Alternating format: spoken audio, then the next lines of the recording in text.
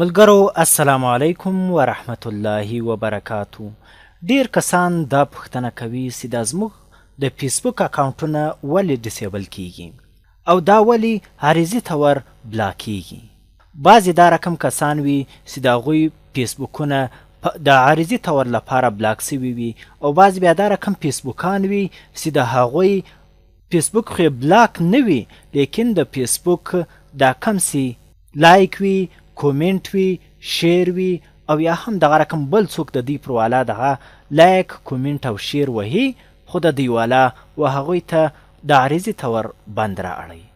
د دغه مشکلاتو وجې دي چې دا له کمو وجو څخه کیدی سي. له هغوی څخه اولنۍ وجه دا د ملګرو باید ستاسو په یاد وي دا 7 وجې تر څو ستاسو فیسبوک د تل لپاره تاسو وکاروئ. اولنۍ وجه دا کله کیږي. دا په هغه وخت کې کیږي چې کله فیسبوک خپل فیسبوک اپډیټوي، چې کله فیسبوک والا راولاړیږي په خپل فیسبوک کې یو نوی شی ایډوي.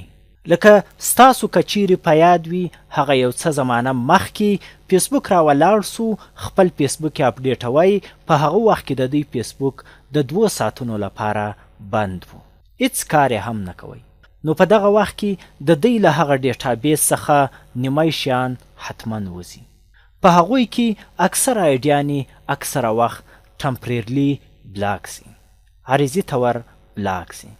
یوه وجه خو همدغه وجه ده چې دا ملګرو کله کیږي، دا د ستاسو ټولو په یاد وي. او دوهم ملګرو دوهم چې ده د ریپورټ له وجې هم آی ډي عارضي تور بند کیږي.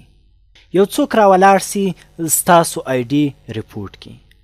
ریپورټ څه مطلب ملګرو؟ ستا آی ډي وي د بل مشهور کس په څیر هغه هم آی ډي لري او تاسې هم لري. هغه راولاړ سي هغه ستاسو آی ډي ریپورټ کی او فیسبوک ته دا ووایي چې دغه آی ډي په اصل کې زما ده ځکه چې زما والا اصلي ده د ده والا نقلي ده. او هغه هم و خپلو ملګرو ته دا ووایي چې دغه سړی باید تاسې ریپورټ کړي. هغه ټول ملګري په یو ځل راولاړ سي او هم دی ریپورټ کړي. چې کله دا ریپورټ سي د آی ډي په خپله ختمیږي، د عارضي تور لپاره بندیږي. د دې په هکله ملګرو ما ویډیو اپلوډ کړې ده چې څنګه موږ یو څوک عارضي تور بند کړو.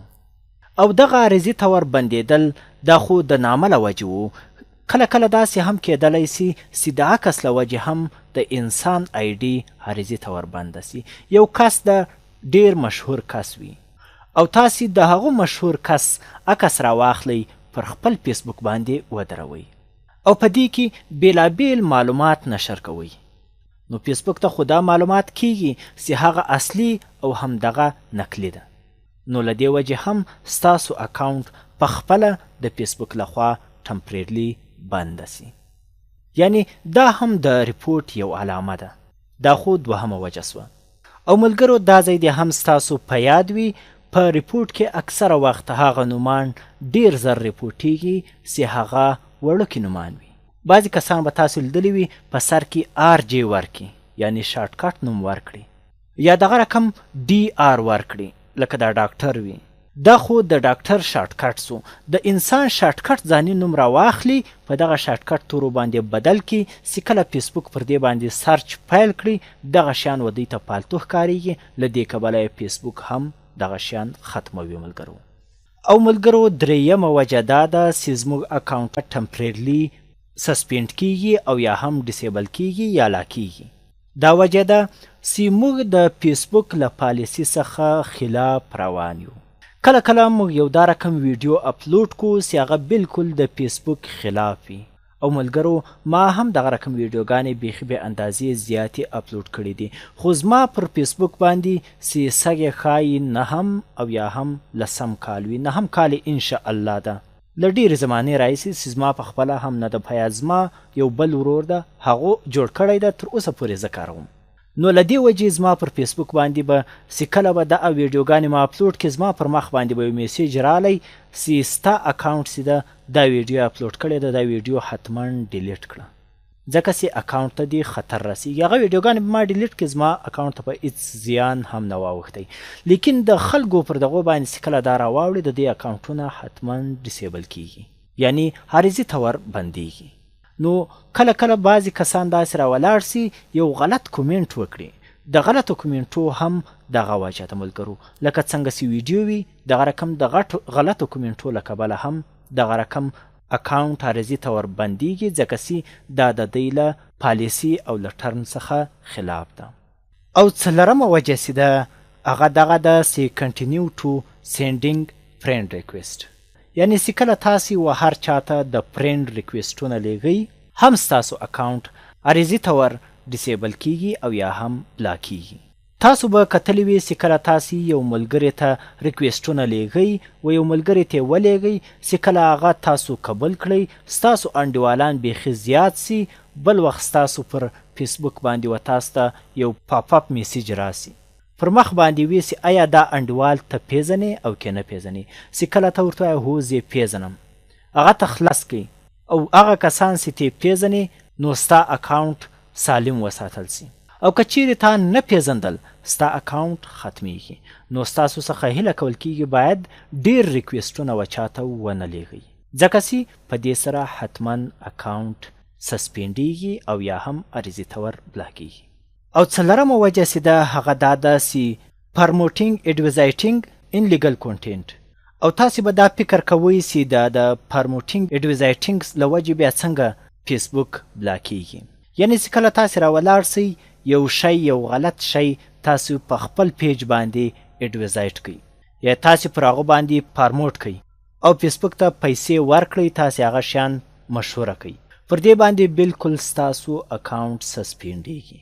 یعنی د بیلګې په توګه یو دا رقم شی تاسو پر خپل فیسبوک باندې شیر کوئ چې یو نفر وي په وینو باندې لت پت وي او یا هم د خلکو ناخوښه شی وي د خلکو نفرت ځین راځي نو هغه شی تاسو په خپله پرموټوئ پر دغه باندې په فیسبوک باندې له فیسبوکه چې تاسې غواړئ هغوی ته یو څو ډالره ورکئ او د هغو ډالر په توسط باندې تاسې دا ویډیو تر ډیرو کسانو رسوئ.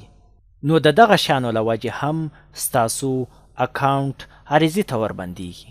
او شپږمه د ډیسیبلېدو او د بلاکېدو وجه دا ده ریډملی ایډینګ ا لارج نمبر اف فرینډز. یعنی چې کله موږ خلک ایډوو ښه ډېر ایډ کو او یا هم موږ و کسانو ته دا رقم ترتیب کوو چې هغوی ته میسیج ولیږو چې تاسو باید زما اکاونټ فولو کړئ او یا هم فرینډ ریکویسټ راته ولیږئ. ډیری کسان دا رقم وي چې د ښځو په نامه سره ایډیانې جوړې کړي او هم و خلکو ته وایي چې و ما ته ریکویسټ وکړه او یا هم ما فولو کړه. په دې ترتیب باندې هم ستاسو اکاونټ عارضي تور بندیږي. او بل ملګرو دا ډیره مهمه خبره ده چې اومه خبره هم ده. ډیری کسان راولاړیږي چې خپل د فیسبوک آی ډي په ډیرو ډیوایسو کې خلاصوي، په ډیرو موبایلانو او یا هم په ډیرو کمپیوټرانو کې خلاصوي. یعنی په یو کمپیوټر کې هم خلاصه کړي چې بل کمپیوټر وګوري هلته هم خلاصوي، په یو موبایل کې په بل موبایل کې په بل موبایل کې. ملګرو دا یې غټه وجه ده چې په دې سره ستاسو اکاونټونه حتما ډیسیبل کیږي. دا د ستاسو ټولو په یاد وي. نو دا غوښتنه له ما څخه ډیرو کسانو وکړه چې که چیرې د دې په هکله معلومات راکړي. نو ما ډیره پلټنه هم وکړله، اخیر مې هم دا لاره پیدا کړه چې اووه لارې دي چې له دې وجې د انسان اکاونټ ډیسیبل کیږي. که چیرې تاسو له دې اووه لارو څخه ځانونه وساتئ انشاءالله ستاسو ایډیانې به د تل لپاره وخت ووهي. نور هم پر الله تعالی سپارمه. السلام علیکم ورحمة الله وبرکاته.